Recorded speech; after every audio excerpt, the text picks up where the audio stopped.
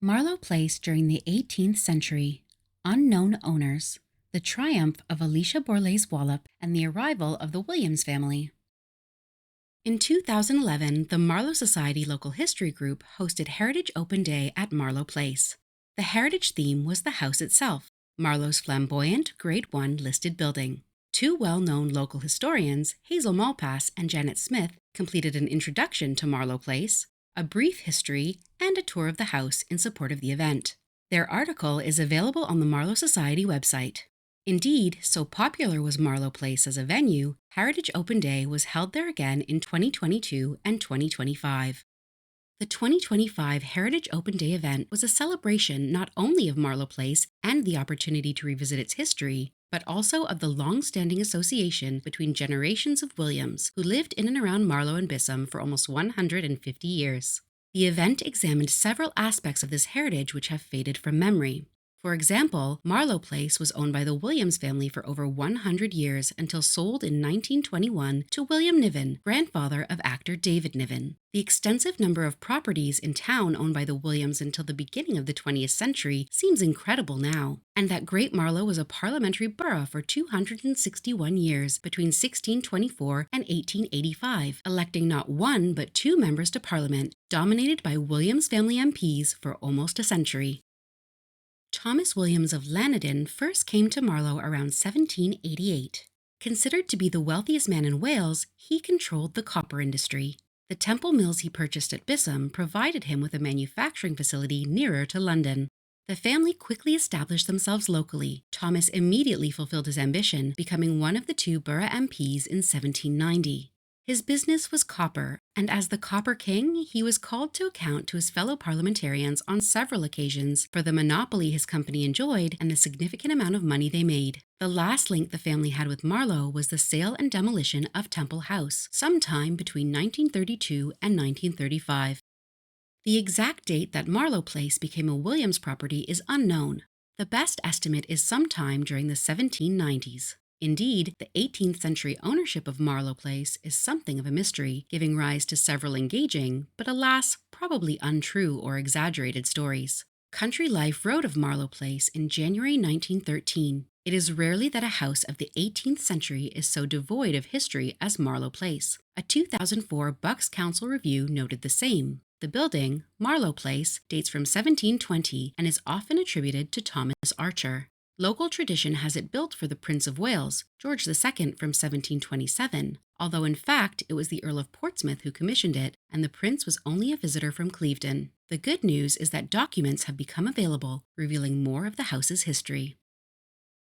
Long before the Williams added Marlow Place to their extensive list of properties, the Farmer family of Great Marlow owned the land in what is now Station Road. Later, the land was bought by the prominent Marlow Borlase family, eventually passing it to Alice Borlase from her father. Alice was born and baptized in Marlow in 1658, the second of three daughters of Sir William Borlase and his wife Joan. She was a great-granddaughter of the earlier Sir William Borlase, who founded the grammar school in West Street, Marlow in 1624. The story was that she was always called Alicia rather than Alice. In 1683, Alicia Borlase married John Wallop of Farley Wallop in Hampshire. After he died 11 years later, Alicia raised their three children, never remarrying, mainly living in Dover Street in London, the Wallop family home in Hurstbourne Priors in Hampshire, and from time to time, Great Marlow, her childhood home. To distinguish her from her Aunt Alice, who was married to Sir John Borlase of Little Marlow. There are different versions of who commissioned the Marlow Place. George, Prince of Wales, Alicia's son, John Wallop, later Earl of Portsmouth, and Alicia Borlase Wallop. Howard Colvin examined this in his article about the architectural history of Marlow. He considered two of the three possibilities. Firstly, that Marlow Place was built for George, Prince of Wales, later George II. He thought that the royal connection became understandable if it had been Alicia's son who had built the house, because John Wallop was persona grata at the Hanoverian court, and the house at Marlow, within riding distance of Windsor, was perhaps let to rather than built for the prince. Colvin's direction of thinking was that it was Alicia's son who commissioned Marlow Place, perhaps with entertaining his royal connections in mind. That it was John Wallop rather than King George makes more sense, although it provides a less glamorous explanation. But still, King George had Windsor Castle as one of his homes. and as Marlow was just a short coach ride away, his presence and that of Frederick, his son, might still have enlivened the town. However, Alicia's 1731 will, which became available after Colton had completed his research into the architecture and origins of Marlow Place, makes it clear that she owned the house. This makes it more likely that Alicia commissioned the house rather than her son John. Thomas Archer is considered to be the architect of Marlow Place. However, the house is attributed to him, meaning the evidence is largely or wholly stylistic rather than a matter of record. The lack of provenance may explain the different versions surrounding the origins of Marlow Place and the lack of clarity about the identity of its true initiator. In 1731, Alicia made her will, making arrangements for the disposal of her assets, including Marlow Place, and the bequest she wished to make after her death. Alicia refers to the house as my capital messuage and mansion house, meaning a main dwelling or manor house, often with outbuildings and land. The location of the mansion house and the adjoining properties strongly suggests it is the same as the building that became Marlow Place. What is now evident is that Marlow Place was built sometime between 1720 and 1731 on the land Alicia inherited. The year of Alicia's will raises the possibility of a completion date after 1720, otherwise why make her will in 1731? Country Life correspondent Lawrence Weaver found evidence that the house may have been completed later in the 1720s, writing in 1913, on a brick in an outer wall is scratched the date 1731, and the figures look contemporary. Announcing William Niven's purchase of the house in 1921, Country Life had changed its mind, describing the house as being erected between 1720 and 1727 and bearing the date 1727 on the roof. Alicia's desire to keep the house within the Wallop family is evident. Charlotte Day, a specialist in wills and probate, notes the only reason for the sale of Marlow Place is if there is not enough money left at the time of Alicia's death to fulfill her debts, not anyone else's, and legacies. Alicia appointed 2 trustees to manage the administration, Ashburnham Froude and Henry F. Unfortunately, the latter's surname is unclear in the almost 300-year-old will, and has at times therefore been confused with her son-in-law, Henry Herbert. The trustee's job was to fulfill the wishes Alicia expresses, upon completion of which her son, John Wallop, would take possession of her remaining assets, including Marlow Place. Alicia also made provision for her daughter, Mary, to receive an income of £100 a year and retain the usage of furniture until her death, at which point her brother John would also inherit those goods. Alicia lived to be 86, dying in 1748, 17 years after she made the will. It seems Ashburnham Froude died some years before her. As she hadn't changed Froude's name in her will, she must have been satisfied with whoever replaced him. Other authors have suggested that Froude and Henry F. inherited Alicia's estate, and their heirs disposed of it. However, they were simply responsible for executing her wishes. The appointment of trustees was usual. John Wallop's will shows he followed the same path, appointing 4 trustees to manage his affairs after his death, and Owen Williams did the same in respect of Marlow Place. By the time of her death in 1748, John Wallop was Earl of Portsmouth, having previously been Baron Wallop and then Viscount Leamington. He was wealthy in his own right and would have been able to fulfill all the terms of his mother's will, so it is unlikely that Alicia's capital mansion needed to be sold after her death. John Wallop died in 1762. No mention of Alicia's capital mansion appears in his will, nor any land or property in Great Marlow.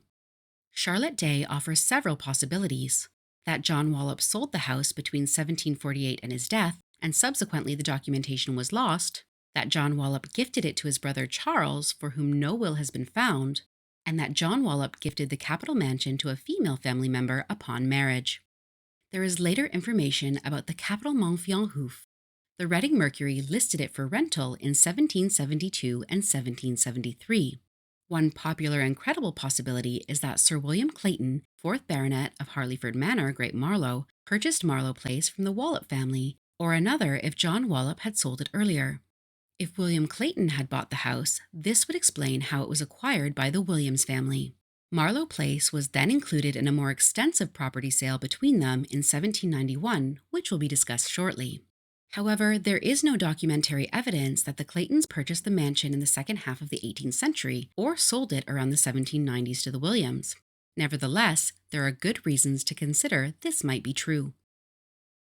First, Sir William Clayton, 4th Baronet of Harleyford Manor, had begun considering the sale of his considerable property interests in Marlow Town. These properties had enabled the Claytons to establish themselves as Great Marlow MPs from 1761. By tradition, tenants voted for the landlords for fear of eviction if they did not. By 1786, Clayton began to explore avenues for raising money by selling these houses.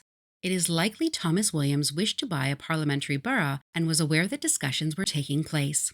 William Clayton did not stand in the 1790 election, clearing the way for Thomas Williams to become the borough MP. As only 2 candidates stood, there was no need for an election contest, and they were both elected. In 1791, Thomas purchased William Clayton's Great Marlow houses, thereby giving him the certainty of re-election. Possibly, the mansion was one of the houses included in the Clayton sale, or a purchase had been negotiated separately.